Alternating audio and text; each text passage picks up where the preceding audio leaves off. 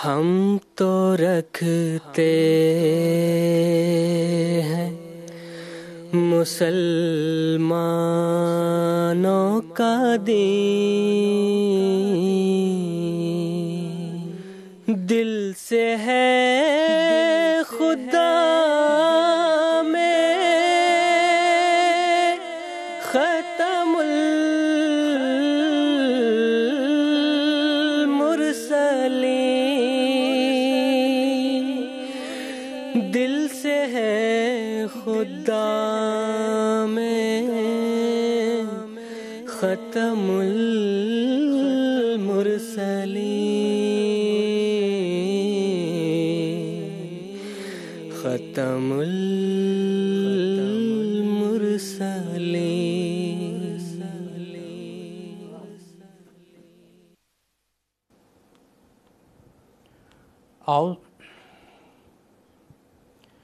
আউযুবিল্লাহি মিনাশ শাইতানির রাজিম। বিসমিল্লাহির রহমানির রহিম। সুপ্রিয় দর্শক, আসসালামু আলাইকুম ওয়া রাহমাতুল্লাহি ওয়া বারাকাতুহু। প্রিয় দর্শক, আজ পহেলা জুন 2024 শনিবার। ইন্ডিয়ায় এখন রাত 10টা আর জিএমটি অনুযায়ী এখন বিকাল 4:30। আর প্রিয় দর্শক, এই সময়টি হলো রাহে হুদা প্রোগ্রামের কাদিয়ান দারুল আমান থেকে আমাদের লাইভ ডিসকাশন প্রোগ্রাম রাহে হুদার 4 পর্বের এবারের আয়োজন নিয়ে আমরা আপনাদের সামনে উপস্থিত হয়েছি। আজকের এই পর্ব এই সিরিজের চতুর্থ এবং শেষ পর্ব। প্রিয় দর্শক, যেমনটি আপনারা জানেন, রাহে হুদা প্রোগ্রামটি লাইভ হওয়ার পাশাপাশি একটি ইন্টারঅ্যাক্টিভ প্রোগ্রামও বটে। অর্থাৎ আপনারা আপনাদের প্রশ্নের মাধ্যমে আমাদের এই প্রোগ্রামে অংশ নিতে পারেন। আর আমাদের এই প্রোগ্রামে অংশ নেওয়ার জন্য আপনারা নিজেদের টেলিভিশন স্ক্রিনে আমাদের সাথে যোগাযোগের সমস্ত মাধ্যমগুলো দেখতে পাবেন। আপনারা আমাদের সাথে টেলিফোন লাইনে যোগাযোগ করতে পারেন, অনুরূপভাবে টেক্সট মেসেজ, ফ্যাক্স মেসেজ এবং ইমেইলের সুবিধাও রয়েছে। আমরা স্টুডিও আলোচনার পাশাপাশি আমাদের দর্শকদের প্রশ্ন এখানকার স্টুডিওতে উপস্থিত উলামাদের কাছে উপস্থাপন করি এবং আমাদের উলামাদের কাছ থেকে এই প্রোগ্রামের মাধ্যমেই দর্শকদের প্রশ্নের উত্তর দেয়া হয়ে থাকে। আমরা এই সিরিজে সৈয়দনা হযরত মির্জা বশিরউদ্দিন মাহমুদ আহমদ খলিফাতুল মসিহ আল সানি আল মুসলিম মাউদ রাদিয়াল্লাহু তাআলা আনহু এর অনবদ্য পুস্তক আহমদিয়াত অর্থাৎ প্রকৃত ইসলাম এর বিষয়ে আলোচনা করছি। আর এই বিষয়ে আলোচনার জন্য আজকে যে আলেমরা আমাদের সাথে স্টুডিওতে উপস্থিত আছেন তাদের সাথে পরিচয় করে দিয়েছি। মোহতরম মৌলানা করিমউদ্দিন শাহেদ সাহেব আছেন, সেই সাথে আছেন মোহতরম মৌলানা জৈনুদ্দিন হামিদ সাহেব। আজকের আলোচনায় তারা উভয়ে আমাদের সাথে আলোচনায় যোগ দিবেন। আমি উভয়কে স্বাগত জানাচ্ছি। প্রিয় দর্শক, আহমদিয়াতের বিশ্বাসের সবচেয়ে গুরুত্বপূর্ণ এবং উল্লেখযোগ্য বিষয় হলো এর যে বয়াতের ভিত্তি, তার মূল কোরআন শরীফে রয়েছে। সৈয়দনা হযরত আকদাস মসিহ মাউদ আলাইহিস সালামের যে কোনো ভাষ্য বা কথা কোরআন শরীফের মোটেই বিরোধী নয়। আহমদিয়াতের বিশ্বাসের এই বৈশিষ্ট্য এমন এক বৈশিষ্ট্য যা তাৎক্ষণিকভাবে নিষ্ঠাবানদের হৃদয়ে প্রভাব ফেলে। আর দ্বিতীয় যে বৈশিষ্ট্য তা হলো কোরআন শরীফের পর এই সমস্ত বিশ্বাসের ভিত্তি আমাদের প্রিয় নবী হযরত মুহাম্মদ মুস্তাফা সাল্লাল্লাহু আলাইহি ওয়াসাল্লামের সুন্নত এবং হাদিসের উপর নির্ভর করে। এরপর আহমদিয়াতের বিশ্বাসের আরেকটি বিশেষ বৈশিষ্ট্য হলো আহমদে মুসলিম জামাতের পবিত্র প্রতিষ্ঠাতা হযরত আকদাস মসিহ মাউদ আলাইহিস সালাম কে এর কাছে আল্লামুল গুয়ুব খোদার কাছ থেকে ইলহাম করা হতো, যা তার প্রতি পদক্ষেপে তার পথ নির্দেশনার কারণ হয়েছে। প্রিয় দর্শক, এই সংক্ষিপ্ত ভূমিকার সাথে আজকের প্রথম প্রশ্ন আমি মোহতরম মৌলানা করিমউদ্দিন সাহেবের কাছে প্রথম প্রশ্ন রাখতে চাই যে সৈয়দনা হযরত মসিহ মাউদ আলাইহিস সালাম এর উপর 1891 সনে আল্লাহ তাআলা কাশফের মাধ্যমে সুসংবাদ দিয়েছিলেন, যেখানে এটি দেখানো হয়েছিল যে লন্ডন এবং পশ্চিমা দেশগুলোতে তবলিগের পথ উন্মোচিত হবে। তো এই কাশফ কিরূপ ছিল আর এটি কিভাবে পূর্ণ হয়েছে সে সম্পর্কে সংক্ষেপে বলার অনুরোধ করছি। অনেক ধন্যবাদ আপনাকে। যেমনটি আপনি উল্লেখ করলেন যে হযরত মসিহ মাউদ আলাইহিস সালাম এর মাধ্যমে আল্লাহ তাআলা এই পৃথিবীতে এই বিষয়টিকে প্রমাণ করেছেন যে মানুষ মনে করত খোদা তাআলার ইলহাম এবং কালাম বা অদৃশ্যের সংবাদ দেয়া, এগুলো পুরনো যুগের কথা। বর্তমান যুগে এই বিষয়টি প্রমাণিত নয় বা এরূপ হয় না। তো হুজুর জীবন্ত খোদার জীবন্ত নিদর্শন জগৎবাসীর সামনে উপস্থাপন করেছেন, আর তিনি বলেছেন যে খোদা তাআলার কোনো বৈশিষ্ট্য এমন নয় যা রহিত হয়ে যায়। এমন নয় যে খোদা তাআলা পূর্বে বলতেন এখন বলেন না, খোদা তাআলা পূর্বে পানি বর্ষণ করতেন এখন করেন না, বা প্রকৃতির যত বিধান রয়েছে সেগুলো পূর্বের যুগে যেভাবে চলমান ছিল একইভাবে এখনো চলমান আছে। হ্যাঁ, এতে উন্নতি অবশ্যই হয়েছে বা পরিবর্তন কিছুটা হয়েছে, আর এটিও আল্লাহ তাআলার ইচ্ছা অনুযায়ী হয়েছে। আর মহানবী সাল্লাল্লাহু আলাইহি ওয়াসাল্লামের যে আগমন হয়েছে তাও এই দিক থেকেই যে নবীরা তো হাজার হাজার এসেছেন, কিন্তু পরিপূর্ণ শরীয়ত নিয়ে যিনি এসেছেন আর পরিপূর্ণ ধর্ম নিয়ে যিনি এসেছেন, আল ইয়াউমা আকমালতু লাকুম দীনাকুম ওয়া আতমামতু আলাইকুম নি'মাতি ওয়া রাদিতু লাকুমুল ইসলামা দীনা, এই যে আয়াত বা নির্দেশ, এটি মহানবী সাল্লাল্লাহু আলাইহি ওয়াসাল্লাম ছাড়া অন্য কোনো ধর্মের বা অন্য কোনো নবীর গ্রন্থে বর্ণিত হয়নি। অর্থাৎ পৃথিবীর উন্নতির পাশাপাশি আল্লাহ তাআলা ধর্মের উন্নতির পথও পাশাপাশি রেখেছেন। আর যেমনটি আমি বলেছি যে আল্লাহ তাআলার কোনো গুণ বা বৈশিষ্ট্য রহিত হয়ে যায়নি। এমন নয় যে তিনি পূর্বে বলতেন এখন বলেন না, বরং যেমন ভাবে তিনি পূর্বে বলতেন কথা বলতেন এখনো তিনি তেমন ভাবেই কথা বলেন।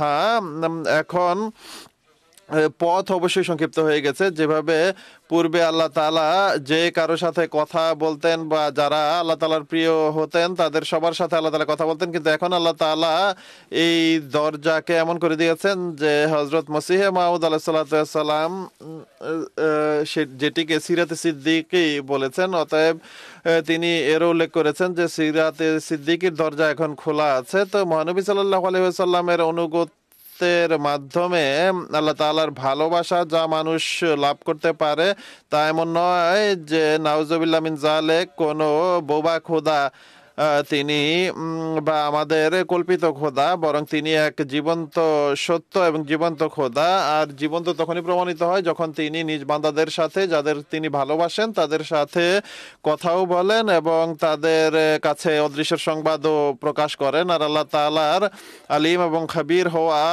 এর মাধ্যমে বোঝা যায় যে তিনি বিভিন্ন যুগে বিভিন্ন সময়ে বিভিন্নভাবে তিনি নিজের যে নিদর্শন তা প্রকাশ করেছেন, নিজের বাণী প্রকাশ করেছেন, আর অদৃশ্যের সংবাদও দিয়েছেন, যা শুধু এবং শুধুমাত্র আল্লাহ তাআলার সত্যাই করতে পারেন বা দিতে পারেন, কোনো মানুষের পক্ষে এটি সম্ভব নয়। হ্যাঁ, অনেক গণক বা জ্যোতিষী ধরনের লোক আছে যারা সাধারণভাবে কিছু অনুমান নির্ভর কথা বলে দেয়, তাদের কোনো কোনো কথা সত্য প্রমাণিত হয়, কোনো কোনোটি হয় না। তো এটি তাদের পক্ষে এমন ভাবে করা সম্ভব হয় না যেমনটি আল্লাহ তাআলার বৈশিষ্ট্য, অর্থাৎ যেমনটি আল্লাহ তাআলা পবিত্র কোরআনে বলেছেন ফালা ইউযহিরু আলা গায়বিহি ইল্লা মান ইরতাদা মিন রাসূল, অর্থাৎ আল্লাহ তাআলা নিজ রাসূলদের মাঝ থেকে কাউকে নির্বাচন করেন এবং তাদের কাছে অদৃশ্যের সংবাদ প্রকাশ করেন। আমি এই বিষয়টি বেশি দীর্ঘায়িত না করে এই যুগে যখন কিনা বিজাতিত দূরের কথা স্বয়ং মুসলমানরাও এই বিষয়ে বিশ্বাস রাখতো যে আল্লাহ তাআলা পূর্বে কথা বলতেন, কোরআন শরীফ অবতীর্ণ হয়ে গেছে, মহানবী সাল্লাল্লাহু আলাইহি ওয়াসাল্লামের পর ওহীর দরজা বন্ধ হয়ে গেছে, কারো কারো ধারণা ছিল এটি, আর এই ধারণার ফলশ্রুতিতে তারা মনে করে নিয়েছে যে এটি হয়তো বা মহানবী সাল্লাল্লাহু আলাইহি ওয়াসাল্লামের বাণী বা মহানবী সাল্লাল্লাহু আলাইহি ওয়াসাল্লামের ভাষ্য। এটি মহানবী সাল্লাল্লাহু আলাইহি ওয়াসাল্লাম কখনো এই কথা বলেননি যে ওহী বন্ধ হয়ে গেছে, আল্লাহ তাআলা এখন আর কথা বলবেন না, বরং তিনি অদৃশ্যের সংবাদও প্রদান করেন। অতএব বহু আউলিয়ারা এমন এসেছেন উম্মতে মুহাম্মদিয়াতে যাদের প্রতি আল্লাহ তাআলা বহু অদৃশ্যের সংবাদ প্রকাশ করেছেন, অনেক নিদর্শন তাদের মাধ্যমে প্রকাশিত করেছেন। তো এটি শুধুমাত্র মহানবী সাল্লাল্লাহু আলাইহি ওয়াসাল্লামের আনুগত্যের ফলেই সম্ভব হয়েছে। তো হযরত মসিহে মাউদ আলাইহিস সালাতু ওয়াস সালাম এই যুগে যিনি মসিহে মাউদ এবং মাহদী হওয়ার দাবি করেছেন, তিনিও এসে এই কথাই বলেছেন যে এটি মনে করো না যে খোদা তাআলা পূর্বে বলতেন এখন কথা বলেন না, বরং যেমনটি তিনি বলেছেন যে সেই খোদা এখনো তিনি যাকে চান কলিম বানান, এখনো তার সাথে কথা বলেন যাকে তিনি ভালোবাসেন। অতএব আল্লাহ তাআলার ভালোবাসা অর্জনের জন্য এখন একটি পথ রয়েছে। আর সেই পথ কোনটি? হযরত মুহাম্মদ মুস্তাফা সাল্লাল্লাহু আলাইহি ওয়াসাল্লামের আনুগত্যের পথ আর তার প্রতি ভালোবাসা পোষণ করার পথ। বাদাস খোদা বা ইশকে মোহাম্মদ মুখাম্মারাম গার কুফর ই বাওয়াদ বা খোদা সাখত কাফিরান। তো মূল কথা এটি যে খোদার পর যদি প্রকৃত অর্থে কাউকে ভালোবেসে থাকে তাহলে তিনি হলেন মুহাম্মদ সাল্লাল্লাহু আলাইহি ওয়াসাল্লাম। আর যদি এটিকে কেউ কাফের কুফর মনে করে তাহলে খোদার কসম আমি সবচেয়ে পাক্কা কাফের। তো যাই হোক, আমি দীর্ঘায়িত না করে আমি সেই কথার যেটি আপনি উল্লেখ করেছেন তার উল্লেখ করছি। জৌজাল হাম তার অনেক প্রসিদ্ধ প্রাথমিক যুগের পুস্তক, যা 1891 সনে তিনি প্রকাশ করেছেন। সেই গ্রন্থে বা পুস্তকে তিনি বহু বিষয় উল্লেখ করেছেন, অদৃশ্যের সংবাদও তাতে রয়েছে। আর সেখানে তিনি তার একটি কাশফের উল্লেখ করেছেন। অতএব আমি তার ভাষাতেই সেই কাশফটি আপনাদের সামনে উপস্থাপন করছি। হুজুর বলেন যে পশ্চিম দিক থেকে সূর্য উদিত হওয়ার অর্থ হলো পশ্চিমা দেশগুলো যেগুলো প্রাচীনকাল থেকে অন্ধকারে নিমজ্জিত তাদেরকে জ্যোতির্মণ্ডিত করা হবে। তিনি এটি বলেননি যে সূর্য পশ্চিম দিক থেকে উদিত হবে, এরূপ হলে তো পৃথিবী ধ্বংস হয়ে যাবে। প্রকৃতির বিধান পরিবর্তন করা সম্ভব নয়। হ্যাঁ, সিরাজে মুনিরা মহানবী সাল্লাল্লাহু আলাইহি ওয়াসাল্লামকে আখ্যায়িত করা হয়েছে, অর্থাৎ যেন মহানবী সাল্লাল্লাহু আলাইহি ওয়াসাল্লামের জ্যোতি জাগতিক দিক থেকে জ্যোতির্মণ্ডিত পশ্চিমা দেশগুলোতে মহানবী সাল্লাল্লাহু আলাইহি ওয়াসাল্লামের সূর্য উদিত হবে দেশগুলোতে। তো হুজুর বলেন যে পশ্চিম দিক থেকে সূর্যের উদিত হওয়ার অর্থ হলো পশ্চিমা দেশগুলো যেগুলো প্রাচীনকাল থেকে অন্ধকারে নিমজ্জিত হয়ে আছে তাদেরকে জ্যোতির্মণ্ডিত করা হবে এবং তারা সেই জ্যোতির অংশ পাবে। এবং আমি দেখেছি যে লন্ডন শহরে আমি একটি মিম্বরে দাঁড়িয়ে আছি। হুজুর নিজের কাশফের উল্লেখ করছেন যে আমি লন্ডন শহরে একটি মিম্বরে দাঁড়িয়ে আছে এবং ইংরেজি ভাষায় এক যুক্তিপূর্ণ বক্তব্য উপস্থাপনের মাধ্যমে ইসলামের সত্যতা প্রমাণ করছি। এরপর আমি কিছু ছোট ছোট পাখি ধরেছি যেগুলো গাছে বসা ছিল এবং সেগুলো সাদা রঙের ছিল, হয়তো বা তিতির পাখির নেই তাদের দেহের আকার হবে। অতএব আমি এই ব্যাখ্যা করলাম যে যদি আমি নাও পৌঁছি তবু আমার লেখা তাদের কাছে পৌঁছবে এবং বহু সত্যনিষ্ঠ ইংরেজ এই সত্য গ্রহণ করবে।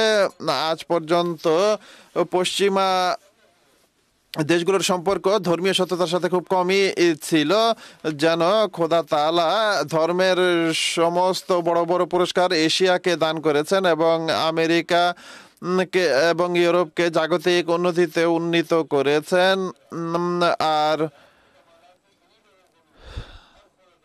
এখন খোদা তাআলা তাদের প্রতি রহমত বা কৃপার দৃষ্টি দিতে চান। তো এটি ছিল তার কাশফ, যে সেই যুগে তিনি এই কাশফ প্রকাশ করেছেন যখন কিনা এখানে খ্রিস্টান ধর্মের রাজত্ব ছিল, ইংরেজ রাজত্ব ছিল। কেউ কেউ বলেন যে নাউজুবিল্লাহ, হযরত মির্জা গোলাম আহমদ সাহেব মসিহে মাউদ বা প্রতিশ্রুত মাহদী আলাইহিসসালামকে ইংরেজরা দাঁড় করিয়েছে। তাদের এই কথা চিন্তা করা উচিত যে ইংরেজরা বড় নাকি খোদা বড়।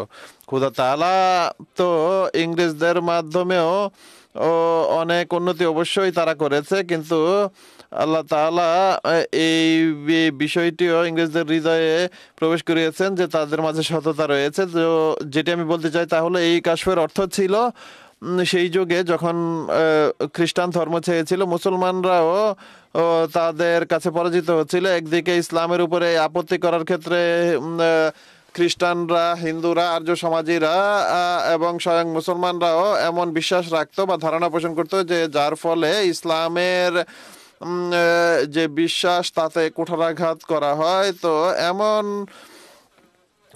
সময়ে খোদা তাআলা তাকে দাঁড় করিয়েছেন এবং অদৃশ্যের সংবাদ তার কাছে প্রকাশ করেছেন। অতএব তার এই কাশফ দেখা যে লন্ডনে দাঁড়িয়ে আমি বক্তৃতা করছি, তো এটি এই দিকে ইশারা বা ইঙ্গিত করে যে তার তবলিগ সেখানে ইউরোপিয়ান দেশসমূহে অবশ্যই পৌঁছাবে এবং তিনি নিজে না পৌঁছতে পারলেও নবীর মাধ্যমে নবীর উম্মত এবং নবীর খলিফাদেরও বোঝানো হয় তো এটি একদিক থেকে এত অসাধারণ ভবিষ্যৎবাণী ছিল যে মহানবী মসিহ মাউদ আলাইহিসসালাম নিজে যেতে না পারলেও 1924 সনে যখন ধর্মীয় কনফারেন্স সেখানে অনুষ্ঠিত হয়, ওয়েম্বলে কনফারেন্স যেটিকে বলা হয়, তো সেখানে বিশেষভাবে সমস্ত ধর্মের প্রতিনিধিদের আহ্বান করা হয়, বড় বড় মানুষদের আহ্বান করা হয়। তাদের মাঝে হযরত মির্জা বশিরউদ্দিন মাহমুদ আহমদ সাহেব, খলিফাতুল মসিহ সানি রাদিয়াল্লাহু তাআলা আনহু অংশগ্রহণ করেন। আর এটি খুবই অদ্ভুত বিষয় যে মসিহ মাউদ আলাইহিস সালাম বলেছেন যে আমি লন্ডনে মেম্বরে দাঁড়িয়ে জনবক্তৃতা করছি, তো নবীর মাধ্যমে তার উম্মত এবং তার খলিফাকেও বোঝানো হয়। আর সবচেয়ে বড় বিষয় হলো খলিফা এবং এরপর তার নিজের পুত্র যখন কিনা পিতার যে স্থলাভিষিক্ত সে তো পুত্রই হয়ে থাকে, তো একদিক থেকে পুত্র হওয়া, একদিক থেকে খলিফা হওয়া এবং ওয়েম্বলে কনফারেন্সে গিয়ে ইসলাম অর্থাৎ প্রকৃত ইসলাম আহমদিয়া তথা প্রকৃত ইসলাম এই বিষয়ে বক্তব্য রাখা। যারা এই বক্তৃতা শুনেছে তারা সুস্পষ্টভাবে, ইংরেজরা এবং অন্যান্য মুসলিমরাও এই কথা স্বীকার করেছে যে আসলে ইসলামের প্রকৃত অনিন্দ সুন্দর শিক্ষা আজ আমরা অবহিত হয়েছে। আর নিশ্চিতভাবে এই বক্তৃতা অন্যান্য যে বক্তৃতা তার মাঝে প্রাধান্য পাবে। তো প্রায় 34 বছর পূর্বে এই ভবিষ্যৎবাণী করা হয়েছিল। আর 1924 সনে গিয়ে হযরত মির্জা বশিরউদ্দিন মাহমুদ আহমদ খলিফাতুল মসিহ সানি রাদিয়াল্লাহু তাআলা আনহু সেখানে যান এবং ইসলাম এর বিষয়ে এক অসাধারণ লেকচার বা প্রবন্ধ সেটি হযরত চৌধুরী জাফরুল্লাহ সাহেব ইংরেজিতে তা শুনিয়েছেন। আর তারা এতটা সততা তাদের মাঝে ছিল যে আজ যে ইসলামের যে বৈশিষ্ট্য বর্ণনা করা হয়েছে তা আমরা পূর্বে কখনো শুনিনি। তো এটি আসলে হযরত মসিহ মাউদ আলাইহিস সালামের একটি কাশফ ছিল যা একান্ত সুস্পষ্টভাবে এবং পরিপূর্ণভাবে আল্লাহ তাআলা হযরত মির্জা বশিরউদ্দিন মাহমুদ আহমদ খলিফাতুল মসিহ আল সানি মুসলিম মাউদ রাদিয়াল্লাহু তাআলা আনহু এর মাধ্যমে পূর্ণ করে দেখিয়েছেন এবং তার মাধ্যমে আল্লাহ তাআলা এরপর ইসলাম এবং আহমদিয়াতের চারা রোপিত করেছেন। আর সেখানে তবলিগ আরম্ভ হয়েছে। আর আজ আল্লাহ তাআলার কৃপায়, পূর্বে ছোট্ট একটি মসজিদ ছিল, মসজিদ ফজল লন্ডন, এখন আল্লাহ তাআলার কৃপায় বহু মসজিদও নির্মিত হয়েছে, বড় বড় মসজিদ নির্মিত হয়েছে। আর এক পুরো মহল্লা ইসলামাবাদে আবাদ হয়েছে। তো আল্লাহ তাআলার কৃপায় ইউরোপিয়ান দেশসমূহেও ইসলামের তবলিগ হচ্ছে। আর তারা যে সাদা পাখি ধরা দেখেছিলেন মসিহ মাউদ আলাইহিস সালাম, তো তাদের রঙও সাদা হয়ে থাকে এবং তারা সাদা বর্ণের হয়ে থাকে।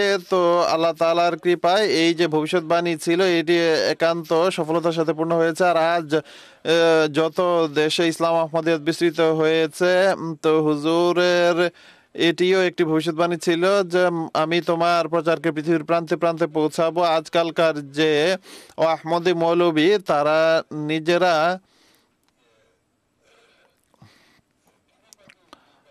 টিভিতেও তাদের বিবৃতি আসে, তারা বলে যে মির্জা সাহেবই দাবি করেছিলেন যে আমি তোমার প্রচারকে পৃথিবীর প্রান্তে প্রান্তে পৌঁছাবো। তো মৌলভী সাহেব বলেন যে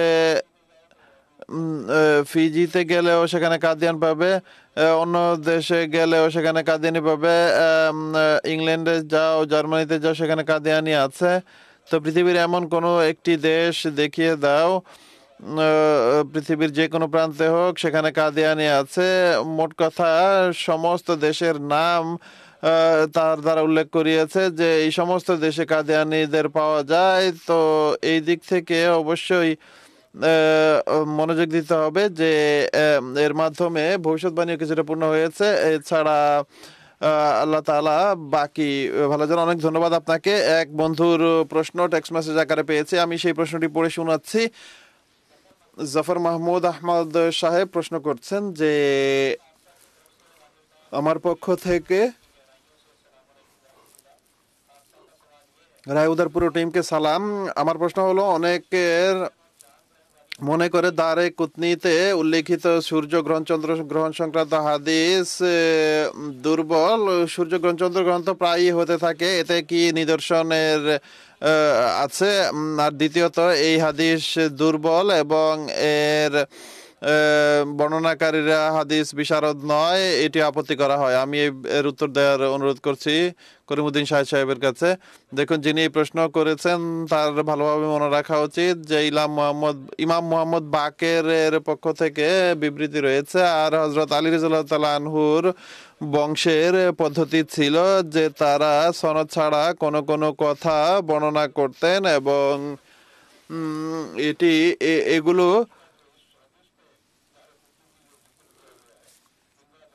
সুনিশ্চিত কথা হতো। অতএব দারে কুতনিতে যে হাদিস রয়েছে যে আমাদের মাহদীর দুটি নিদর্শন রয়েছে যা পৃথিবী ও আকাশের সৃষ্টি অবধি অন্য কারোর জন্য উপস্থাপিত হয়নি। ইয়ানকাসিফুল কামারু লিআউয়ালি লাইলাতিন মির রমজান, অর্থাৎ রমজানের প্রথম রমজানে চাঁদের গ্রহণ লাগার যে তারিখ রয়েছে তার মাঝে প্রথম তারিখে চন্দ্রগ্রহণ হবে। ওয়াতানকাসিফুশ শামসু ফিন নিসফি মিনহু, অর্থাৎ আর সেই রমজানে সূর্যগ্রহণের যে তারিখ রয়েছে তার মধ্যবর্তী দিনে গ্রহণ লাগবে। এখন প্রশ্ন হলো যে এই হাদিস যা একান্ত নিজের সময় পূর্ণ হয়েছে এবং এটিকে এখন দুর্বল বলা হচ্ছে শুধু এই কারণে, কেননা মুসিমাদ ইসলামের সত্যতাকে যাতে গ্রহণ করতে না হয়। অতএব যখন চন্দ্রগ্রহণ এবং এর সূর্যগ্রহণ হয়েছে সে যুগের মৌলবীরা বলতো যে হ্যাঁ হ্যাঁ মির্জা সাহেবের জাদু এখন চলবে আর মানুষ পথভ্রষ্ট হবে, নাউজুবিল্লাহ। কমপক্ষে এতটুকু তাদের চিন্তা করা উচিত ছিল যে একটি কথা যা মহানবী সাল্লাল্লাহু আলাইহি ওয়াসাল্লাম বর্ণনা করেছেন যে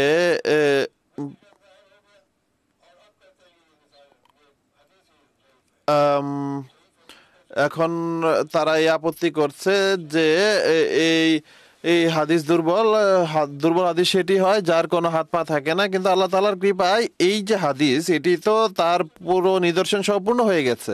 আর সবচেয়ে বড় কথা হলো ইন্নাল মাহদিনা আয়াতাইনা, আমার মাহদির দুটি নিদর্শন রয়েছে বলা হয়েছে। তো সূর্যগ্রহণ এবং চন্দ্রগ্রহণ তো অবশ্যই বিভিন্ন সময় লাগতে থাকে, এটি প্রকৃতির এক বিধান। কখনো চন্দ্রগ্রহণ হয়, কখনো সূর্যগ্রহণ হয়, এতে কোনো সন্দেহের কারণ নেই। কিন্তু বিশেষ তারিখে যে গ্রহণ হয় তা ভিন্ন কোনো যুগে লাগেনি, যার জন্য কোনো মুজাদ্দেদ বা এমন কেউ এই কথা দাবি করেছে। অতএব আমরা দেখি যে হযরত মির্জা গোলাম মোহাম্মদ কাদিয়ানী আলাইহিস সালাম ব্যতিরেকে অন্য কেউ এই দাবি পর্যন্ত করেনি যে এই যে নিদর্শনটা আমার জন্য প্রকাশিত হয়েছে। তো সর্বপ্রথম বিষয় হলো দাবিকারী উপস্থিত আছে, আর তারা বলে যে পরের অংশ আমি বুঝিনি, তিনি বলেন যে এমন কোন দাবিকারক উপস্থাপন করো যে দাবি করেছে এই গ্রহণ হওয়ার সময় কেউ উপস্থাপন করতে পারেনি। অনেকে বলে যে তার যুগেও এই ভবিষ্যৎ বা এই গ্রহণ হয়েছে। তো আমরা যা উত্তর দিই তা হলো তাদের তো কোনো দাবি ছিল না। হ্যাঁ, দাবিকারকের অবশ্যই থাকতে হবে। তো এখানে এই নিদর্শন প্রকাশিত হয়েছে, আর নিদর্শনের প্রকাশিত হওয়া এবং গ্রহণের যুগে দাবিকারকের উপস্থিত থাকা এবং তার নিজের নিদর্শন হিসেবে এই দাবিকে উপস্থাপন করা যে মহানবী সাল্লাল্লাহু আলাইহি ওয়াসাল্লাম যেসব ভবিষ্যৎবাণী বর্ণনা করেছিলেন এই ভবিষ্যৎবাণীটি সেভাবেই রয়েছে। প্রকৃতির বিধানের উপর কারো হাত নেই। চন্দ্রগ্রহণ প্রথম তারিখে গ্রহণ লাগা এবং সূর্যগ্রহণের মধ্যম দিনে গ্রহণ লাগা এটি এক বিশেষ বৈশিষ্ট্য যা ঠিক সময়ে এবং মাহদী হওয়ার দাবিকারকের উপস্থিতিতে এই সমস্ত নিদর্শন পূর্ণ হয়েছে। আর এটিকে শুধুমাত্র এই কারণে যে এটি যাতে আমাদের মানতে না হয় এই কথা বলা যে হাদিস দুর্বল, এটি ঠিক নয় যে হাদিস বা যেই ভবিষ্যৎবাণী পূর্ণ হয়ে গেছে সেটি দুর্বল কিভাবে হয়। আর এটিও বলা হয়েছে যে পৃথিবীর সৃষ্টি অবধি এখন পর্যন্ত অন্য কারোর জন্য এই এই যে এরূপ ঘটনা ঘটেনি। তো মির্জা সাহেব তখন জীবিত ছিলেন, তার যুগেই এই ভবিষ্যৎবাণী পূর্ণ হয়েছে। আর এটি এভাবে প্রমাণিত হয়েছে যে এটি আসলে আল্লাহ তাআলার পক্ষ থেকে ছিল, যার কথা ইমাম বাকের সাহেব রহমুল্লাহ তার সময়ে বলে দিয়েছেন। আর এই হাদিসের পূর্ণ হওয়া স্বয়ং এই কথার প্রমাণ বহন করে যে এটি সত্য ছিল। যদি এই মানুষ এটি বলে যে এই কথা মিথ্যা বা এটি দুর্বল হাদিস ইত্যাদি ইত্যাদি, তারা যা ইচ্ছা বলো, কিন্তু এ থেকে অন্য কেউ ভিন্ন খাতে প্রভাবিত করতে পারে না। আর এটি আল্লাহ তাআলার পক্ষ থেকে উজ্জ্বল নিদর্শন, আর এর মাধ্যমে আল্লাহ তাআলা বহু মানুষকে সে যুগে হিদায়াত দিয়েছেন। অনেক ধন্যবাদ আপনাকে প্রিয় দর্শক। আরেকটি এই প্রশ্ন টেক্সট মেসেজ আকারে আমরা পেয়েছি, আমি সেই প্রশ্নটি এখানে পড়ে শোনাতে চাই।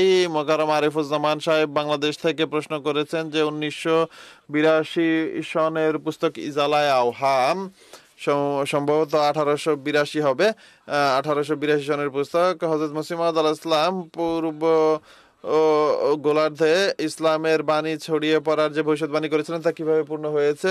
এই প্রশ্নের উত্তর পূর্বের প্রশ্নের উত্তরে এসে গেছে, কিন্তু আমি তবুও মোহতারাম মাওলানা জৈনুদ্দিন আহমেদ সাহেবের কাছে এর উত্তর দেওয়ার অনুরোধ করছি। যেমনটি আপনি বলেছেন যে এর বিস্তারিত উত্তর মৌলভী সাহেব আমার পূর্বে দিয়ে দিয়েছেন, কিন্তু ছোট্ট একটি কথা উল্লেখ করছি। হযরত মসিহ মাউদ আলাইহিস সালাম যে পুস্তকের মাধ্যমে নিজের তবলিগ আরম্ভ করেছিলেন, ফতে ইসলাম, সেখানে তিনি যে 5টি মৌলিক শাখার উল্লেখ করেছেন।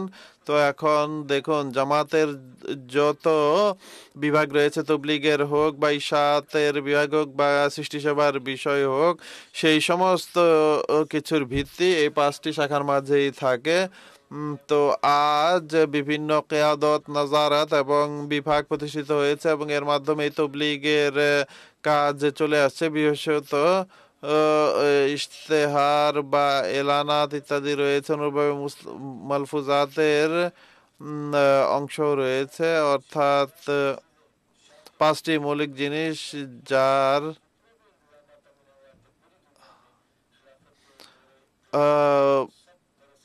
পরের অংশ আমি বুঝিনি। আসলে এই 5টি শাখার উপর ভিত্তি করেই এই পুরো কাজ চলমান আছে। আর যেভাবে মৌলভী সাহেব বিস্তারিত বলেছেন, তো আমি আশা করি এতটুকু বলাই যথেষ্ট হবে তার জন্য। অনেক ধন্যবাদ আপনাকে। খাকসার প্রোগ্রামের পরবর্তী প্রশ্ন মোহতারাম মাওলানা জৈনুদ্দিন আহমেদ সাহেবের কাছেই রাখতে চাই, যে সৈয়দনা হযরত মির্জা বশিরউদ্দিন মাহমুদ আহমদ সাহেব খলিফাতুল মসিহ সানি মুসলিম মাউদ রাদিয়াল্লাহু তাআলা আনহু নিজের এই বক্তৃতায় খালেকিয়াতের বৈশিষ্ট্যের যে প্রমাণ উপস্থাপন করেছেন সে সম্পর্কে বলার অনুরোধ করছি। যেমনটি আমরা জানি, আল্লাহ তাআলার সত্তার সত্য পরিচয় তার বৈশিষ্ট্যের মাধ্যমে হয়, এছাড়া হতে পারে না। তাই মানুষ যত বেশি আল্লাহ তাআলার বৈশিষ্ট্য বা গুণের প্রতি মনোনিবেশ করবে, তার বিভিন্ন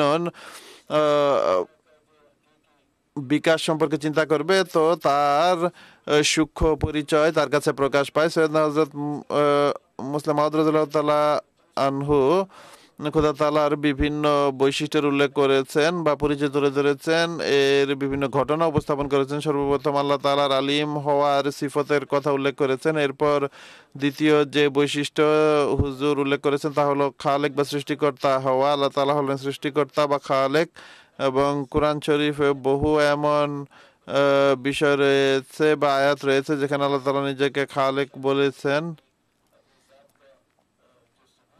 এবং নিজের সত্তার যে প্রমাণ উপস্থাপন করেছেন তা হলো যে আল্লাহ তাআলা অবশ্যই সৃষ্টিকর্তা। উদাহরণস্বরূপ কোরআন শরীফের একটি আয়াত আমি উপস্থাপন করছি। ফরমাতে আওয়ালাইসাল্লাযী খালাকাস সামাওয়াতি ওয়াল আরযা বিকাদিরিন আলা আন ইয়াখলুকা মিসলাহুম, क्या वो अजीम, অর্থাৎ সেই মহান সত্তা যিনি আকাশ এবং পৃথিবী সৃষ্টি করেছেন, তিনি কি এই বিষয়ে সমর্থ নন যে এরূপ আরো বিষয় তিনি সৃষ্টি করবেন? এরপর বলা হয়েছে वो हुवल खल्लाकुल अलीम, हाँ क्यों नहीं, কেন নয়, তিনি হলেন খাল্লাকুল আলিম।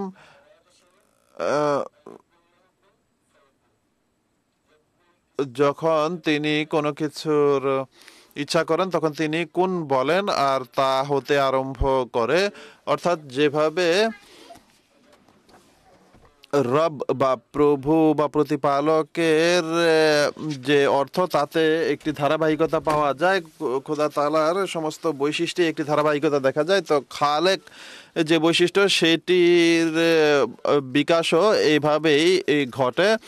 আর সৃষ্টির যে বিভিন্ন স্তর পার হয়ে কোনো একটি বস্তু বা কোনো একটি বিষয় তার যে চূড়ান্ত পর্যায়ে তাতে পৌঁছে। তো কোরআন শরীফে খালেক ছাড়া আরো অনেক বৈশিষ্ট্যের কথা উল্লেখ হয়েছে, যেমন বদিউস সামা এর শব্দ এসেছে, ফাতের শব্দ এসেছে, আর এ ধরনেরই আরো বিভিন্ন সমার্থক শব্দ ব্যবহৃত হয়েছে। কিন্তু প্রত্যেকটি বৈশিষ্ট্য নিজ নিজ স্থানে পূর্ণ এবং পরিপূর্ণ এবং সকল স্থানে কার্যকর রয়েছে। এমনকি খালেকিয়াতের যতদূর সম্পর্ক রয়েছে সৃষ্টির সাথে, তো পৃথিবীর এমন কোনো পৃথিবী নয়, শুধু পুরো বিশ্ব জগতে এমন কোনো একটি বিষয় নেই যেখানে এই বিষয়টি পূর্ণতা পাচ্ছে না। মানুষ যদি এই বিশ্বজগতের প্রতি দৃষ্টি দেয় বা নিজের জীবনের প্রতি বা নিজের আশেপাশের পরিবেশের প্রতি দৃষ্টি দেয়, তাহলে সে জানতে পারবে যে আল্লাহ তাআলার খালেকিয়াত বৈশিষ্ট্যের প্রকাশ কি ভাবে প্রতিনিয়ত ঘটছে। যে কোনো একটি অর্থ হলো কোনো দৃষ্টান্ত উপস্থাপন সৃষ্টি করা, অর্থাৎ আল্লাহ তাআলা কোনো কিছুর মুখাপেক্ষী নন, তিনি কোনো কিছুর নমুনা ছাড়াই সেটি সৃষ্টি করতে পারেন, কোনো মাধ্যম ছাড়াই সৃষ্টি করতে পারেন। আর শুরু এবং শেষও তিনি সবার পূর্বে এবং তিনি সবার শেষে। ওয়াইলা রাব্বিকাল মুনতাহা, অর্থাৎ সমস্ত কিছুর যে শেষ বা পরিণতি তিনি হলেন আল্লাহ তাআলার সত্তা। তো আল্লাহ তাআলার এই যে খালেকিয়াতের বৈশিষ্ট্যের এই প্রকাশ, এই যুগে খালেকিয়াতের প্রমাণ অসংখ্য রয়েছে এই বিশ্বজগতে, কিন্তু মানুষ এইভাবেও বুঝতে পারে এই বিষয়টি যে বিভিন্ন সময় যে প্রাকৃতিক দুর্যোগ আসে বা সূর্যের এবং চন্দ্রের যে রীতি রয়েছে নিজেদের কক্ষপথে বিচরণের, তো এগুলো দেখেও মানুষ এটি বুঝতে পারে। যে কোনো জিনিস দেখলে মানুষ চিন্তা করতে পারে যে তার একটি সৃষ্টিকর্তা থাকবে বা একজন সৃষ্টিকর্তা থাকবে। তো যে কোনো বিষয় এই পৃথিবীতে আমরা যাই দেখি তার একটি নির্দিষ্ট কাল রয়েছে, যে এমনটি কখনো হতে পারে না যে কোনো একটি বিষয় এর কোনো নির্দিষ্ট সীমা বা একটি নির্দিষ্ট জীবন কাল থাকবে আর তার কোনো সৃষ্টিকর্তা থাকবে, এমনটি হতে পারে না। তো আল্লাহ তাআলার এই যে সৃষ্টির যে বৈশিষ্ট্য সেটি বিশাল পরিসরে পূর্ণতা পাচ্ছে, কিন্তু নবীদের মাধ্যমে আল্লাহ তাআলা নিজের বৈশিষ্ট্যের প্রকাশ করেন, যেমনটি হযরত আকদাস খলিফাতুল মসিহ সানি মুসলিম মাউদ রাদিয়াল্লাহু তাআলা আনহু এই পুস্তকে যেটি উল্লেখ করেছেন, তার থেকে দুই একটি ঘটনার প্রতি আমি ইঙ্গিত করব যে কিভাবে আল্লাহ তাআলার যে নিজের খালেকিয়াতের বৈশিষ্ট্য তা প্রকাশ করছেন। দুটি পদ্ধতি, একটি হলো ইতিবাচকভাবে আল্লাহ তাআলা নিজের সৃষ্টিকর্তা হওয়ার প্রমাণ দেন, আর কোন সৃষ্টিকে বাধাগ্রস্ত করে আল্লাহ তাআলা নিজের সৃষ্টিকর্তা হওয়ার প্রমাণ উপস্থাপন করেন, যে আসলে আমি যেভাবে চাই সেভাবে সৃষ্টি করি বা সৃষ্টির যে ধারাবাহিকতা তাতে পরিবর্তন সাধন করি বিনা কোনো নমুনা বা কোনো স্যাম্পল ছাড়াই। এখানে একটি উদাহরণ হযরত খলিফাতুল মসিহ সানি আল মুসলিম মাউদ রাদিয়াল্লাহু তাআলা আনহু বর্ণনা করেছেন। একটি ঘটনা, এক ব্যক্তি মুন্সি আতা মোহাম্মদ সাহেব, তিনি কাজী নিয়ামতুল্লাহ সাহেবের জেরে তবলিগ ছিলেন। কাজী নিয়ামতুল্লাহ সাহেব তাকে অনেক তবলিগ করতেন। একবার অনেক বেশি জোর দেওয়ার পর যদি হযরত মির্জা সাহেবের সততার বিষয়ে কথা হচ্ছিল, তো তিনি বলেন যে ঠিক আছে, আমি মির্জা সাহেবের সমীপে একটি চিঠি লিখতে যাচ্ছি, যদি সেই বিষয় পূর্ণ হয় তাহলে আমি মেনে নিব যে তিনি সত্যবাদী।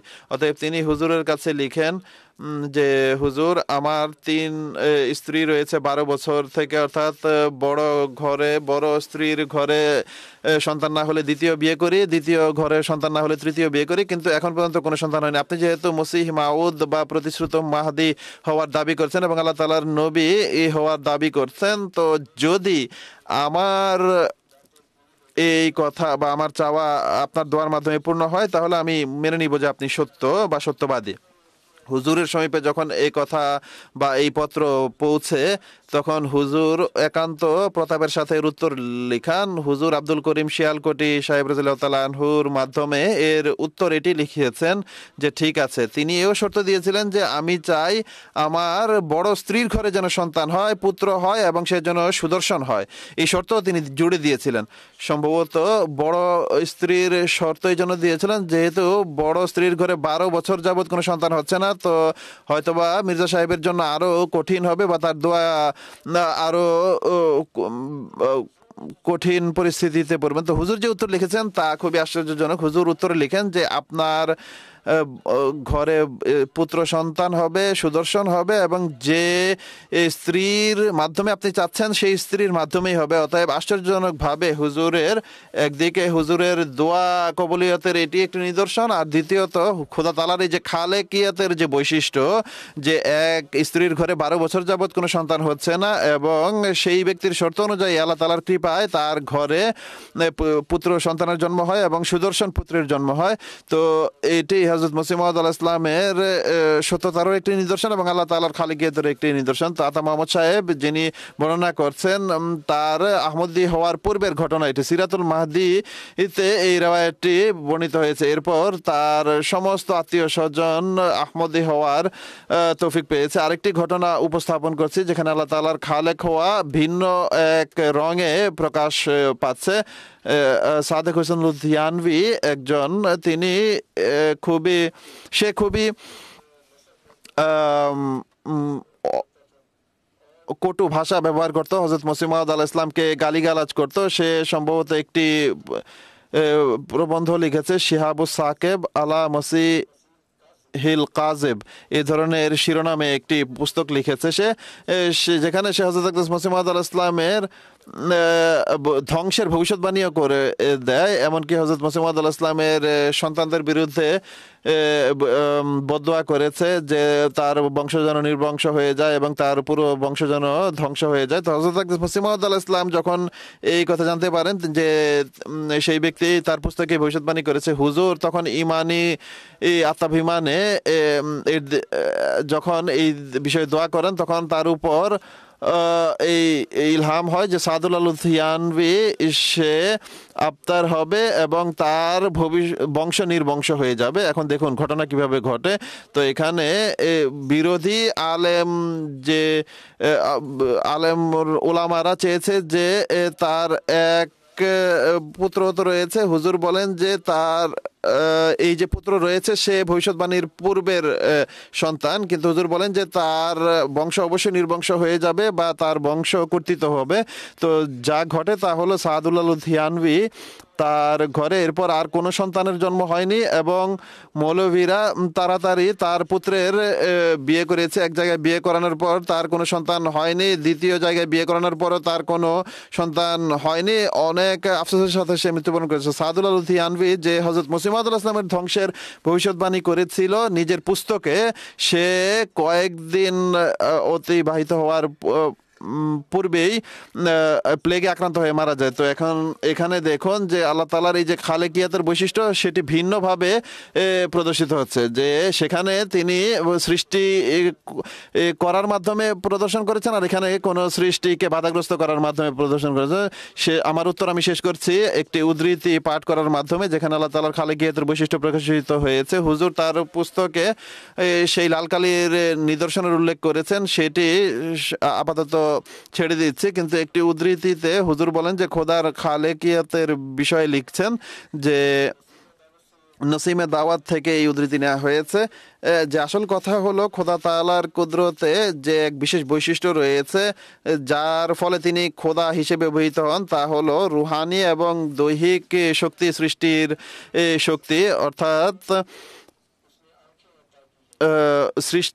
বিভিন্ন প্রাণীকে তিনি যে চোখ দান করেছেন, এখানে তার সৃষ্টির বৈশিষ্ট্য এটি নয় যে তিনি চোখ সৃষ্টি করেছেন, বরং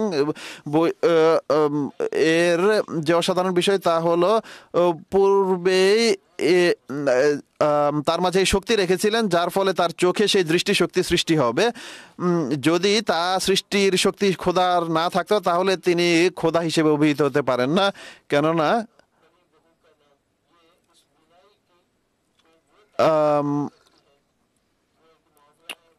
একটি বাগধারা তিনি এখানে পাঠ করছেন যে এই যে দৃষ্টিশক্তি এটি খোদা সৃষ্টির বিভিন্ন বিষয়ের মাঝে যদি সেই শক্তি না থাকতো তাহলে খোদা তাআলার এই বৈশিষ্ট্য পূর্ণতা পেত না। আর তিনি সমস্ত এই যে আমি পরের অংশ ধরতে পারিনি, তিনি বলছেন যে মূল কথা হলো আল্লাহ তাআলার খালিকিয়াতের যে বৈশিষ্ট্য এটি এক বিশেষ গুরুত্ব রাখে। সমস্ত সৃষ্টি জগতের যত প্রাণীকুল বা জড় জগৎ রয়েছে সেই সমস্ত কিছু সৃষ্টিকর্তা হলেন আল্লাহ তাআলা। আর তিনি কোনো উদাহরণ বা কোনো স্যাম্পল ছাড়াই সৃষ্টি করতে পারেন। অন্য কেউ কোনো কিছু সৃষ্টি করতে হলে কোনো কিছুকে দেখে সৃষ্টি করে, কিন্তু আল্লাহ তাআলা এমন সৃষ্টিকর্তা যিনি কোনো কিছু ছাড়াই কোনো কিছু সৃষ্টি করতে সমর্থ বা সামর্থ্য রাখেন। আর তিনি সম্পূর্ণ শূন্য থেকে কোনো কিছুকে অস্তিত্বে নিয়ে আসতে পারেন। তিনি হলেন আল্লাহ তাআলা। অনেক ধন্যবাদ আপনাকে। প্রোগ্রামের পরবর্তী প্রশ্ন মোহতরম মৌলানা করিমউদ্দিন শাহেদ সাহেবের কাছে রাখতে চাই যে সৈয়দনা হযরত মুসলিম মাউদ রাদিয়াল্লাহু তাআলা আনহু আল্লাহ তাআলার শাফি এবং ই বৈশিষ্ট্যের উল্লেখ করেছেন কোন কোন জায়গায়, তো এর সম্পর্কে কিছুটা বলার অনুরোধ করছি। অনেক ধন্যবাদ আপনাকে। আল্লাহ তাআলার বহু বৈশিষ্ট্যের মাঝে একটি বৈশিষ্ট্য হলো এটি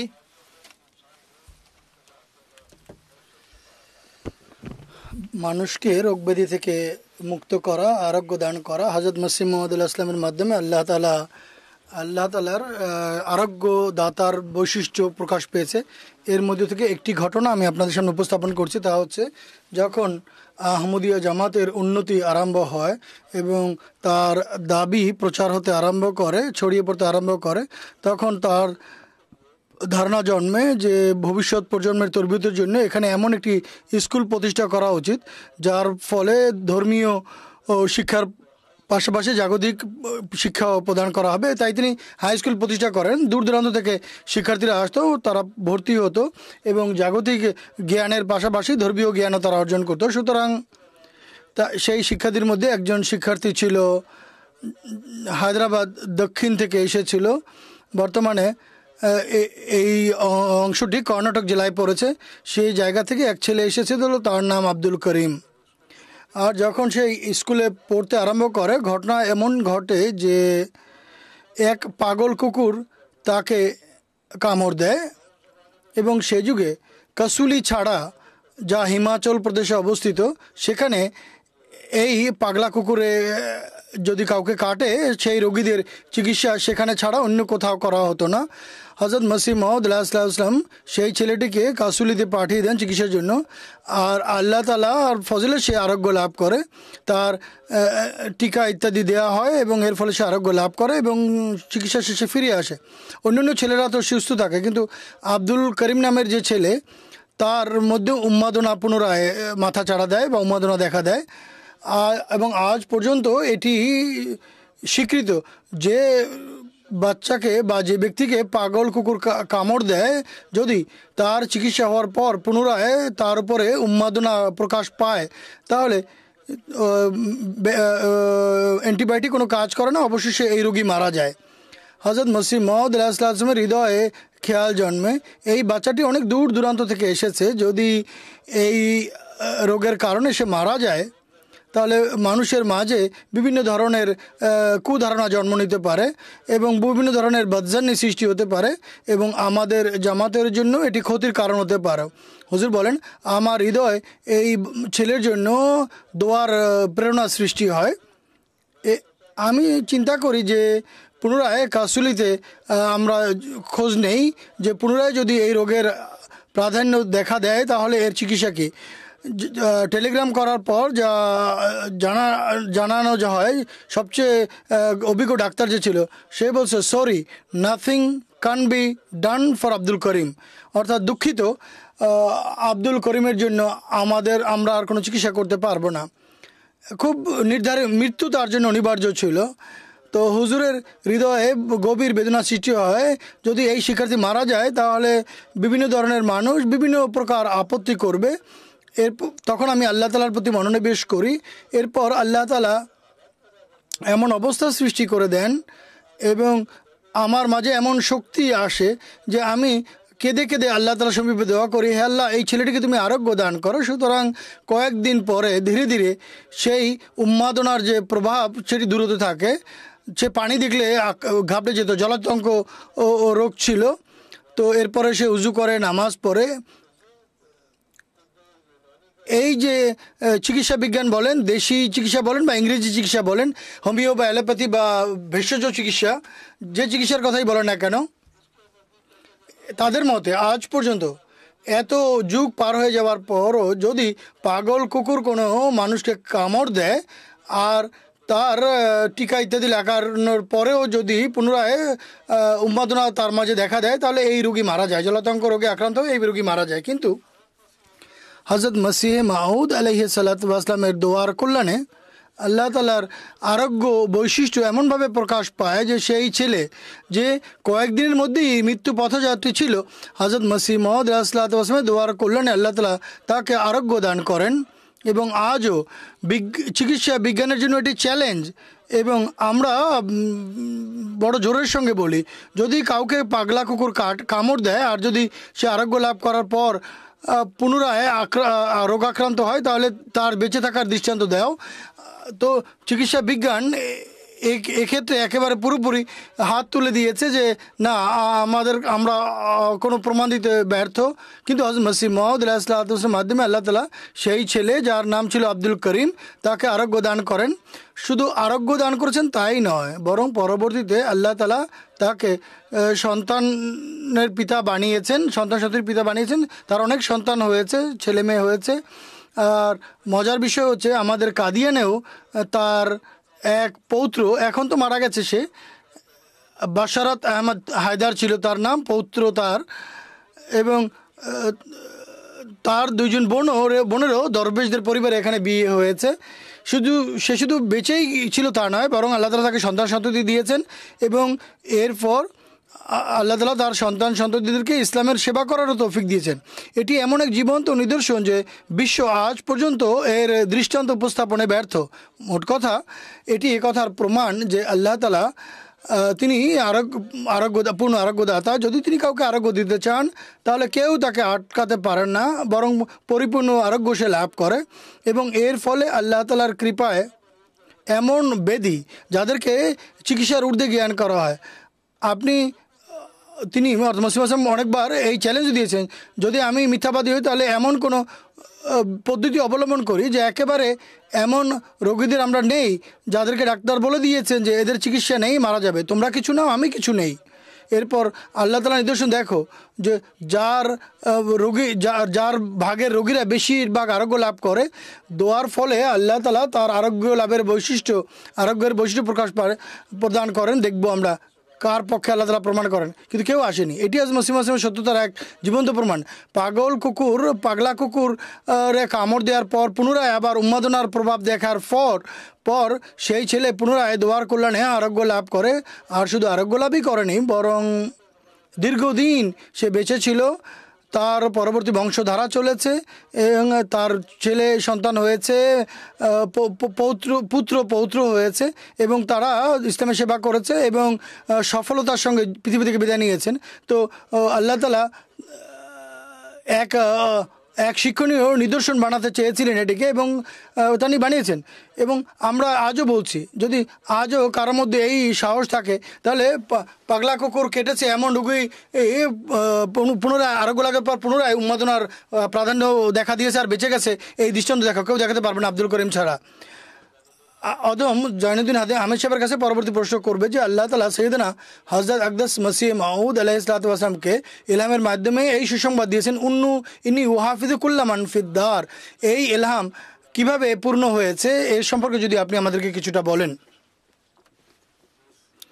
যেই পুস্তক সম্পর্কে আমরা আলোচনা করছি, এই পুস্তকে হযরত খলিফাতুল মসিহ সানি রাদিয়াল্লাহু তাআলা আনহু এই ঘটনাটিরও সবিস্তার উল্লেখ করেছেন যে প্লেগের যুগে কিভাবে হযরত আকদাস মসিহ মাউদ আলাইহিসসালাতু ওয়াসসালাম এবং তার অনুসারীরা তুলনামূলকভাবে কিভাবে রক্ষা পেয়েছে আর কিভাবে তারা প্লেগ থেকে বেঁচে ছিল, এর কিছু বিস্তারিত বিবরণ আমি তুলে ধরবো। এই ইলহাম মূলত পুরো ইলহাম হচ্ছে ইন্নী উহাফিযু কুল্লা মান ফিদ-দার ইলাল্লাযিনা আয়ু ইস্তিকবারিন ওয়া উহাফিযু কাহাসাতান সালামুন কওমিন মির রাব্বির রহিম। আমি সেসব লোকদেরকে রক্ষা করব, হেফাজত করব যারা এই দ্বারে প্রবেশ করবে। আর দ্বার বলতে হযরত আকদাস মসিহ মাউদ আলাইহিসসালাতু ওয়াসসালামের তার নিজের গৃহ, কিন্তু এর পাশাপাশি হুজুর নিজে এর ব্যাখ্যা করেছেন আর দ্বার বলতে শুধু এই ইট বালির বাড়ি নয়, বরং যারা আমার শিক্ষার গৃহে প্রবেশ করবে, যারা আমার শিক্ষামালা অনুযায়ী জীবনযাপন করবে, তারাও এই আদ্দারের অন্তর্ভুক্ত, তারাও এই মহামারী থেকে রক্ষা পাবে। আল্লাহ তাআলার পক্ষ থেকে যখনই কোনো মামুর আবির্ভূত হন, তার সত্যতার জন্য আল্লাহ তাআলা বিভিন্ন ধরনের নিদর্শন প্রদর্শন করে থাকেন। কখনো কঠোর প্রদর্শন করেন এবং কখনো কখনো রহমত বা দয়ার সুলভ নিদর্শন প্রকাশ করেন, অর্থাৎ বিভিন্ন ধরনের নিদর্শন আল্লাহ তাআলা প্রকাশ করেন। আল্লাহ তাআলার যে কঠোর নিদর্শন, পবিত্র কোরআনে এমন নিদর্শনে পরিপূর্ণ। অনেক জাতির উল্লেখ পাওয়া যায়, আদ, সামুদ, বিভিন্ন জাতির উল্লেখ পাওয়া যায় যে পবিত্র কোরআন একথাও বলেছে যে কায়ফা কানা আকিবাতুল মুকাজ্জিবিন সিরু ফিল আরদ উনজুর কায়ফা কানা আকিবাতুল মুকাজ্জিবিন। পৃথিবীতে ভ্রমণ করে দেখো যে মিথ্যাবাদীদের অর্থাৎ নবীদের মিথ্যা বলে প্রত্যাখ্যানকারীদের পরিণাম কি হয়েছিল। অনেক জনপদ, সন্ধ্যায় সেই জনপদে লোকেরা বেঁচে ছিল, কিন্তু সকালবেলা একেবারে মাটির নিচে ধসে গিয়েছিল। এ ধরনের ভয়াবহ ও কঠোর নিদর্শন, খোদার ক্রোধপূর্ণ নিদর্শন প্রকাশ পেয়েছে। হযরত আকদাস মসিহ মাউদ আলাইহিসসালাতু ওয়াসসালামকে বারবার তার প্রতি এই ইলহাম হয়েছে, কয়েকবার এই ইলহাম হয়েছে। তাজকিরা পড়লে আপনি দেখবেন কয়েক পৃষ্ঠায় এই ইলহাম আপনি দেখতে পাবেন যে পৃথিবীতে এক সতর্ককারী এসেছে, কিন্তু পৃথিবীবাসী তাকে গ্রহণ করেনি, কিন্তু আল্লাহ তাআলা তাকে গ্রহণ করবেন এবং মহাপরাক্রমশালী আক্রমণসমূহ দ্বারা তার সত্যতা প্রমাণ করে দিবেন। পরাক্রমশালী আক্রমণসমূহ দ্বারা সততা প্রমাণ করা, এটি মূলত খোদা তাআলার কঠোর নিদর্শনের দিকে ইঙ্গিত করে। হযরত মসিহ মাউদ আলাইহিসসালাতু ওয়াসসালাম প্রতি মানুষের হাসি ঠাট্টা, গালি গালাজ এবং তাকে মিথ্যা বলে প্রত্যাখ্যান যখন চূড়ান্ত সীমায় পৌঁছে যায়, হযরত মসিহ মাউদ আলাইহিসসালামকে নিজেও বলেছেন যে কোনো ক্রোধপূর্ণ নিদর্শন যেন প্রকাশ পায়। হযরত মসিহ মাউদ ইসলাম তার এক আরবি কাসিদে এটি বলেছেন, ফিসকুল মুবিদু বিসাইলিহি তামান্নাইতু লাউ কানাল ওয়াবাউল মুতাব্বিরু ফাইন্না হালাকান নাসি ইনদা উলিন নুহা আহাব্বু ওয়া আউলা মিন দালালিন ইউখাসসিরু। ইনি জব হালাক, যখন পাপাচারী প্লাবনের মতো ধেয়ে আসে, তখন আমি আল্লাহ তাআলার কাছে প্রার্থনা করি, হায় একটি মহামারী যেন আসে যা মানুষকে ধ্বংস করবে, কেননা বিচক্ষণদের দৃষ্টিতে মানুষের মৃত্যুবরণের চেয়ে বেশি পছন্দনীয় এবং যুক্তিযুক্ত জ্ঞান করা হয় যে তারা ধ্বংসশীল পথভ্রষ্টতায় নিমজ্জিত হওয়ার চেয়ে এটি উত্তম। নূহ আলাইহিসসালাতু ওয়াসসালাম যুগে যেভাবে প্লাবনের উল্লেখ আমরা দেখতে পাই, অর্থাৎ ভ্রষ্টতার প্লাবনে মানুষ নিমজ্জিত ছিল, তো তারা নিজেরাও চাচ্ছিল আল্লাহ তাআলার পক্ষ থেকে যেন কোনো ক্রোধপূর্ণ নিদর্শন প্রকাশ পায়। এই ইলহামেও মসিহ মাউদ বলছেন যে মহাপরাক্রমশালী আক্রমণসমূহ দ্বারা তার সততা প্রকাশ করবেন। হযরত আকদাস মসিহ মাউদ আলাইহিস সালামকে আল্লাহ তাআলা স্বপ্নের মাধ্যমে সংবাদ দেন। সেই যুগে ভারতবর্ষে প্লেগের প্রাদুর্ভাব হয়েছিল। তাউন বা প্লেগ কাকে বলে? এটি এমন এক মহামারী বা ব্যাধি যা অনেক সময় শত শত বছর পরে এর প্রাদুর্ভাব ঘটে। এটি সাধারণ মহামারীর মতো নয় যে বছরে কয়েকবার বা কয়েক বছর পর পর আসবে, তা নয়। এটি আল্লাহ তাআলার বিশেষ প্রজ্ঞার অধীনে অনেক সময় নবীদের সত্যতা প্রকাশ করার জন্য বিশেষভাবে এমন রোগ ব্যাধি আল্লাহ তাআলার প্রাদুর্ভাব ঘটান যা এক সত্য এবং মিথ্যার মধ্যে এক স্বতন্ত্র পার্থক্য সৃষ্টি করে দেখায়। মোমেন এবং মিথ্যাবাদী, কাফের এবং বিশ্বাসীদের মধ্যে এক পার্থক্য সৃষ্টি করে দেখানোর জন্য। এর অর্থ হচ্ছে যখন প্লেগের বিমারি ব্যাধি দেখা দেয়, আল্লাহর আল্লাহর বিধান এটি নয়, এটি একটা অলৌকিক নিদর্শন। বিভিন্ন কারণে অনেক সময় বিভিন্ন রোগব্যাধি দেখা দেয়, কিন্তু এখানে যেহেতু যুগের মামুর উপস্থিত ছিলেন আর তিনি নিজেই দাবি করেছেন যে প্লেগ আমার সত্যতা প্রমাণের জন্য আল্লাহ তাআলা প্রেরণ করেছেন, সুতরাং তিনি তার এক স্বপ্নের উল্লেখ করেছেন। 6 ফেব্রুয়ারি 1898 সনে তিনি একটি স্বপ্নে দেখেন। তিনি বলেন যে খোদা তাআলার ফেরেশতারা পাঞ্জাবের বিভিন্ন এলাকায় কালো রঙের চারা রোপণ করছে এবং সেই গাছ খুবই ভয়ানক এবং কালো রঙের এবং ভয়ঙ্কর এবং খাটো। আমি যারা বৃক্ষরোপণ করছিল তাদেরকে জিজ্ঞেস করছি এগুলো কিসের গাছ, তারা উত্তরে বলে এগুলো প্লেগের বৃক্ষ, অর্থাৎ যা অচিরেই এই দেশে প্রাদুর্ভাব বিস্তার করবে। প্লেগ সম্পর্কে ইলহাম হয় ইন্নাল্লাহা লা ইউগাইরু মা বিকওমিন হাত্তা ইউগাইরু মা বিআনফুসিহিম। আল্লাহ তাআলা কোনো জাতিকে, কোনো জাতির অবস্থা ততক্ষণ পর্যন্ত পরিবর্তন করেন না বা কোনো জাতির মাঝে ততক্ষণ পর্যন্ত আধ্যাত্মিক বিপ্লব সৃষ্টি না করেন যতক্ষণ পর্যন্ত তারা নিজেদের মধ্যে বিপ্লব সৃষ্টি না করে। আল্লাহ তাআলা এই কারিয়া অর্থাৎ এই গ্রামকে নিরাপদ রেখেছেন। হযরত আকদাস মসিহ মাউদ আলাইহিস সালাম বলেছেন যে এই যে সংবাদ দেয়া হয়েছে প্লেগের বা ঐশী শাস্তির, এটি একটি তাকদীরে মুআল্লাক, অর্থাৎ যদি মানুষ নিজের মাঝে পবিত্র পরিবর্তন সৃষ্টি করে, দোয়া এবং ইস্তেগফারে তারা রত হয়, নিজেদের মাঝে পবিত্র পরিবর্তন সৃষ্টি করে, তাহলে এই বিপদ টলেও যেতে পারে। কিন্তু মানুষ যেহেতু এর প্রতি মনোযোগ দেয়নি বরং হাসিটা করতে থাকে, এর ফলাফল কি দাঁড়িয়েছে? আল্লাহ তাআলার পক্ষ থেকে এই শাস্তি আযাব অবতীর্ণ হয়। যেহেতু পূর্বে বোম্বেতে এর ধারা সূচিত হয়েছে এবং ধীরে ধীরে এটি হযরত মসিহ মাউদ ভবিষ্যদ্বাণী অনুযায়ী পাঞ্জাবে এসেছিল। কিন্তু দেখুন আল্লাহ তাআলার ব্যবহার কী ছিল হযরত মসিহ মাউদ এবং তার পরিবারের সঙ্গে এবং তার অনুসারীদের সাথে। আল্লাহ তাআলা বলেছেন ইন্নী উহাফিজু কুল্লা মান ফিদ-দার, আমি প্রত্যেক সেই ব্যক্তিকে রক্ষা করব যে যারা তোমার এই দ্বারের অন্তর্ভুক্ত। আমি একটু আগে দ্বারের ব্যাখ্যা করেছি। বিস্ময়কর বিষয়, কাদিয়ানকে আল্লাহ তাআলা এমন প্লেগের প্রাদুর্ভাব থেকে রক্ষা করেছেন, অর্থাৎ এমন ব্যাধি যাতে মানুষ শত শত মানুষ, হাজার হাজার সংখ্যায় মানুষ, লক্ষ লক্ষ সংখ্যায় মানুষ মারা গেছে এমন বিমারি থেকে বা এমন ব্যাধি থেকে কাদিয়ানকে নিরাপদ রেখেছে। কিন্তু কাদিয়ানের চতুর্দিকের গ্রামগুলোতে হাজার হাজার মানুষ মারা গেছে এবং ওই যুগে লক্ষ লক্ষ মানুষ মারা গেছে। তো আল্লাহ তাআলার এই ইলহামের আলোকে, এই ইলহাম অনুযায়ী আল্লাহ তাআলা জামাতকে নিরাপদ রেখেছেন এবং সেই যুগে এত ব্যাপক হারে জামাত উন্নতি করেছে। হযরত মসিহ মাউদ আলাইহিস সালাম সেই যুগে পুস্তক রচনা করেছেন কিস্তি নূহ, যে অর্থাৎ নুহের প্লাবনের যুগে মানুষ সেই নৌকায় আরোহণ করে নিজেদের রক্ষা করেছিল। তো একইভাবে যারা আমার শিক্ষার নৌকায় আরোহণ করবে তারা রক্ষা পাবে। সেই যুগে এত ব্যাপক সংখ্যায় মানুষ বয়াত করতে আরম্ভ করে ডাকের মাধ্যমে এবং মানুষ সশরীরে কাদিয়ানে এসে বয়াত করেছে। হযরত মসিহ মাউদের বাড়িতে সাধারণ অতিথির সংখ্যা এত বেড়ে গিয়েছিল যে কখনো 80 জনের বেশি মেহমান থাকতো। এত ব্যাপক সংখ্যায় মানুষ বা লোক আসতো, বয়াত করতো, আহমদী হতো।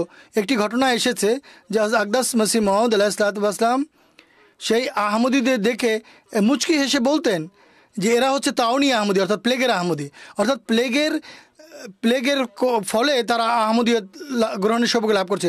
এটি এক ক্রোধপূর্ণ নিদর্শন ছিল যে আল্লাহ তাআলা প্রকাশ করেছেন। হযরত মসিহ মাউদের আকাঙ্ক্ষা প্রত্যাশা অনুযায়ী তিনি প্রথমেই এ সম্পর্কে ভবিষ্যদ্বাণী করেছিলেন এবং এই ইলহাম অনুযায়ী আল্লাহ তাআলা তাদের সবাইকে নিরাপদ রেখেছেন, সুরক্ষিত রেখেছেন এবং জামাতের অসাধারণ উন্নতির ব্যবস্থা করেছেন। জাযাকুমুল্লাহু তাআলা আহসানাল জাযা। দর্শকবৃন্দ, এর সাথেই আমাদের আজকের এই পর্বের সময় শেষ হতে যাচ্ছে। প্রোগ্রামের শেষে অদম সৈয়দনা হযরত মসিহ মাউদ আলাইহিস সালাম একটি উদ্ধৃতি পাঠ করবে। সৈয়দনা হযরত মসিহ মাউদ আলাইহিস সালাম বলেন, যদি তোমরা খোদা তাআলার হয়ে যাও তাহলে নিশ্চিত জেনে রাখো খোদা তোমাদের, তোমরা ঘুমন্ত থাকবে আর খোদা তোমাদের জন্য জেগে থাকবেন। তোমরা শত্রু সম্পর্কে উদাসীন থাকবে এবং খোদা তাকে দেখবে এবং তাদের ষড়যন্ত্র ভেঙে দিবেন, নস্যাৎ করবেন। তোমরা এখনও জানো না যে তোমাদের খোদার মধ্যে কি কি শক্তি আছে। যদি তোমরা জানতে তাহলে তোমাদের উপর এমন কোনো দিন আসতো না যে তোমরা পৃথিবীতে দুঃখ ভারাক্রান্ত আছো।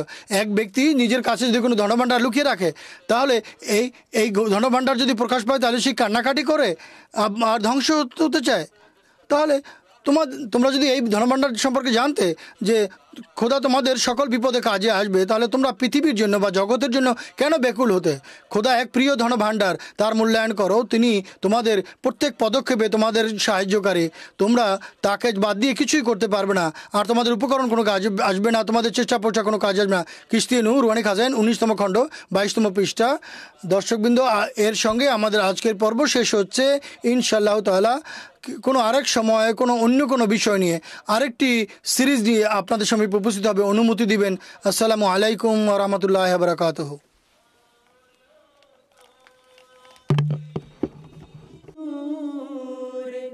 खुदा पाओगे लो तुम्हें तौर तसल्ली का बताया हमने। आओ लोगों के यही नूर खुदा पाओगे लो तुम्हें तौर तसल्ली का बताया